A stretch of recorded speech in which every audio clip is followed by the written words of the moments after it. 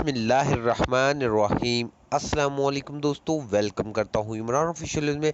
Saudi अरब जाने वालों के लिए बहुत बड़ी खुशखबरी आ गई। सऊदी अखबार की तरफ से साफ साफ बता दिया गया वो तमाम भाई जो सऊदी अरब से बाहर हैं, पाकिस्तान में फंसे हुए और सऊदी अरब जाने के लिए बेताब थे कि हमारे लिए फ्लाई ऑपरेशन कब बहाल किया जाएगा। तो सऊदी अखबार की तरफ से एक आर्टिकल छाया गया कर दिया गया और तारीख भी कंफर्म कर दी। जैसे कि वो नोटिफिकेशन मैंने थंबनेल पे भी लगाया हुआ है कि वो उस थंबनेल पे आप साफ साफ देख सकते हैं कि वो खबर में बता रहे हैं कि वो तमाम पाकिस्तानी भाइयों के लिए फ्लाई ऑपरेशन मुकम्मल तौर पर कल से बहाल किया जा रहा है। तो मुकम्मल डिटेल और सबूत इसी वीडियो में आपके साथ शेयर करने से पहले अपने प्यारे से दोस्तों से एक छोटी सी दरख्वास्त करते हैं कि इस वीडियो को लाइक और चैनल को सब्सक्राइब करना मत भूलें। और अगर वीडियो को पहली बार देख रहे हैं तो फिर ज़्यादा से शेयर करें और मेरे भाई स्पोर्ट के मुताबिक इसको चैनल को सब्सक्राइब लाजमी कर लिया करें ताकि इस तरह की लेटेस्ट अपडेट सबसे पहले आप तक पहुंच जाए।